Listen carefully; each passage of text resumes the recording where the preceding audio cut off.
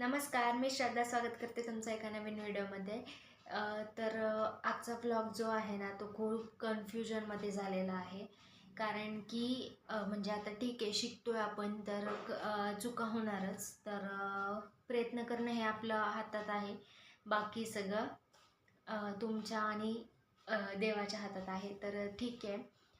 Actually मी काय झालं, आजचा जो इंट्रोडक्शन व्हिडिओ आहे असा वेगळा का देते आहे, कारण की सकाळी मी शूट जे केलं ते पूर्ण मला दाखवायचं होतं की मी दिवसभरात काय करते. लॉंग व्हिडिओमध्ये विकेंडचा व्हिडिओ असं टाकायचं होतं. ते काही शक्य नाही झालं, कारण शॉर्टच्या नादात मी शॉर्ट्सच घेत बसले आणि मग हे फुल व्हिडिओचं राहून गेलं. सो मग असं आहे. आणि मग सांबरची रेसिपी जी आहे ना, आडव्या कॅमेऱ्यामध्ये शूट झालेली आहे. तर ती मी आता टाकणार आहे. आता ती तर आपण मेहनत तर वाया नाही घालू शकत, कारण की जर का आपण शूट करायचं म्हटलं ना तर खूप सारा वेळ जातो. जे अर्ध्या तासाचं काम असतं ना तिथे 1 तास जातो. त्यानंतर 4 भांडी घासायची असले तर 6 भांडी घासायला लागतात, असा विषय आहे. सो असं आहे. तर आता आहे ना, मी हा जो व्हिडिओ आहे ना फक्त सांबरचा टाकणार आहे. तो नक्की बघा.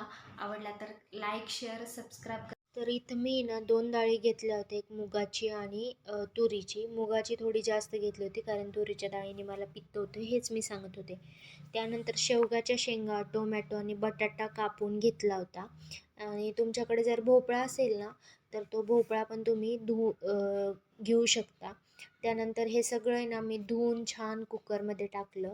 आणि कुकरमध्ये शिजताना म्हणजे कुकरमध्ये टाकताना आहे ना थोडीशी हळद आणि 1 चमचा तेल जर टाकलं ना तर ते उतू जात नाही असं म्हणतात.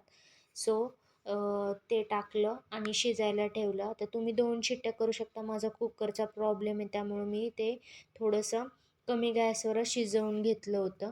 आणि चिंच भिजत घातली होती. त्यानंतर आपल्या छान शिट्ट्या होईपर्यंत आहे ना, इथं मी कांदा कापून घेतला होता उभा बारीक बारीक. त्यानंतर चॉप करून लसूण घेतला होता आणि जो अद्रक आहे ना तो थोडासा ठेचून घेतला होता. त्यानंतर इथं डाळ पाहू शकता, थोडीशी जाडसर राहिलेली आहे. पण ती ना म्हणजे जे आपण फोडणी देताना उकळतो ना त्यावेळेस होऊन जाईल. आणि आता फोडणी देणार होते.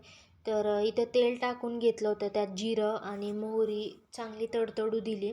त्यानंतर अद्रक टाकलं.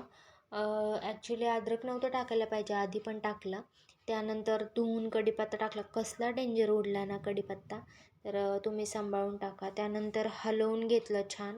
ते अद्रक असं जमा झालं होतं म्हणून म्हटलं अद्रक नंतर टाकायला पाहिजे होतं. त्यानंतर लसूण टाकला. थोडासा लालसर भाजेपर्यंत म्हणजे तळूपर्यंत तो लसूण परतून घेतला.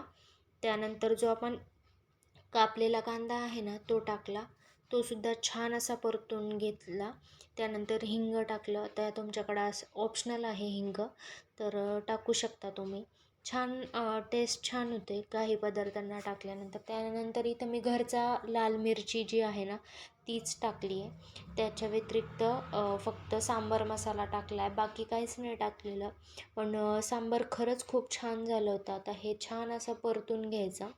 त्यानंतर आपलं डायरेक्ट सांबार ओतून द्यायचं. म्हणजे जे डाळ वगैरे शिजलेली होती ना ती छान ओतून द्यायची. त्यानंतर ॲडिशनल पाणी वगैरे टाकू शकता. त्यानंतर छान उकळी येऊन दिली ना मग आपलं चिंचेचं जे पाणी केलेलं होतं ना ते टाकायचं. त्याने आंबट गोड अशी चव येते. तुम्ही गूळ पण टाकू शकता. छान आंबट गोड चव येते. त्यानंतर कापलेली स्वच्छ धुवून घेतली होती कोथिंबीर, नाही तर म्हणाल धुतली नाही आहे, तर धुवून घेतली होती. आणि असं आपलं सांबार रेडी झालेलं आहे. व्हिडिओचा स्टोरी पाहिलेलीच आहे तुम्ही, बघा. अशी होती आपली रेसिपी. आवडली असेल तर नक्की लाईक, शेअर आणि सबस्क्राईब करायला विसरू नका.